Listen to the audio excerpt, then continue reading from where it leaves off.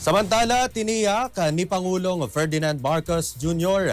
na may sapat na langis ang Pilipinas na maaaring tumagal ng 50 hanggang 60 araw sa kabila ng tumitinding tensyon sa Middle East na inaasahang magtutulak sa pagtaas ng presyo ng langis sa buong mundo. Ayon sa Pangulo, bagamat posibleng tumaas ang presyo ng langis dahil sa geopolitical tensions, hindi agad nanganganib ang bansa sa kakulangan ng supply dahil sa umiiral na stockpile ng gasolina, fuel at kerosene. Dagdag pa niya, ang mga supplier ng petroleum products ay may sariling inventaryo na maaari pang ilabas na nagbibigay ng karagdagang supply para sa bansa. Kinilala ni Pangulong Marcos na ang sigalot sa Middle East ay maaaring magdulot ng malaking epekto sa pagdaigdigang presyo ng langis, kaya't pinag-aaralan ng pamahalaan ang mga contingency measures upang mapagaan ang epekto nito sa mamimili. Kasama rito ang mga hakbang para maibsan ang pasanin sa mga sambahayan at negosyanteng sakaling patuloy na tumaas ang presyo ng fuel. Nagpahayag naman din ang Pangulo ng pag-asa na hindi magtatagal ang sigalot baday sa pahayag ng Estados Unidos na maaaring umabot lamang ito ng 4 hanggang 5 linggo. Pinayuhan niya ang mas matagal na labanan ay maaaring magpataas ng panganib sa kaligtasan ng sibilyan at lalong nakaaapekto sa pandaigdigang ekonomiya. Narito naman ang bahagi ng pahayag ni Pangulong Ferdinand Bongbong Marcos Jr.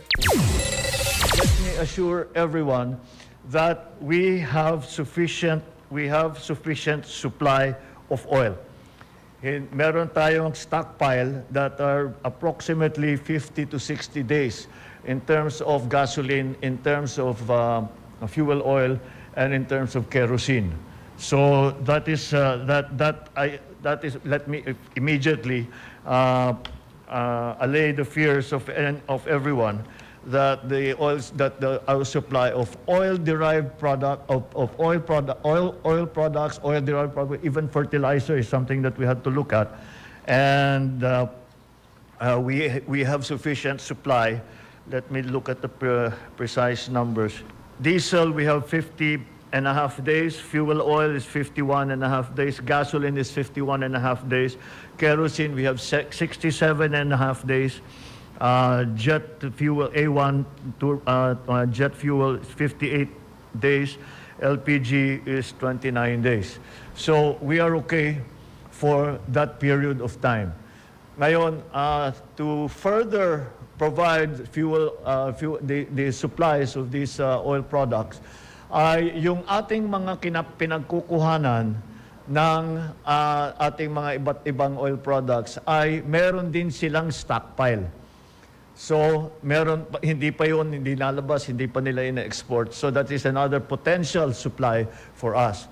However, we must be very clear that if you are a country that is holding a stockpile of oil products, you will export as little of it as possible so that you keep your own stockpile high. While this crisis is going on, while we do not know what is going to happen. Star FM News